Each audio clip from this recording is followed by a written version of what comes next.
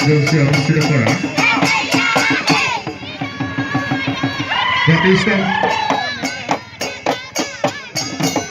ৰঙালী বিহু আজি প্ৰথম দিনাৰ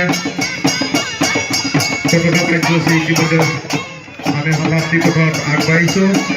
আজি মুকলি বিহু সমাৰোহ আৰু জনগোষ্ঠীয় কৃষ্টি সমাৰোহত উপস্থিত আছে অসমৰ প্ৰতিভাৱান জনপ্ৰিয় নৃত্য তথা বোলছবি জগতৰ অভিনেত্ৰী বৰষাৰাণী বিষয়া আৰু পৰিস্মিতা কলিতা। এই দুয়োগৰাকী শিল্পীক উদ্যোগৰ সমিতিৰ তৰফৰ পৰা আমি আন্তৰিক ধন্যবাদ জ্ঞাপন কৰিছোঁ। ইয়াৰ পাছতে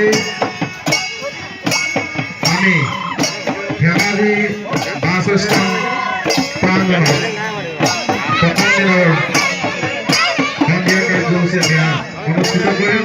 সেয়েহে আজি আৰু কালি দুটা দিনৰ কাৰ্যসূচীত সমূহ ধেমাজিবাসী ৰাইজৰ সহায় সহযোগিতাৰ উপস্থিতি আমি অসম জাতীয়বাদী যুৱ ছাত্ৰ পৰিষদ ধেমাজি জিলা সমিতি আৰু সদৰ আঞ্চলিক সমিতিৰ তৰফৰ পৰা একান্তই কামনা কৰিছোঁ।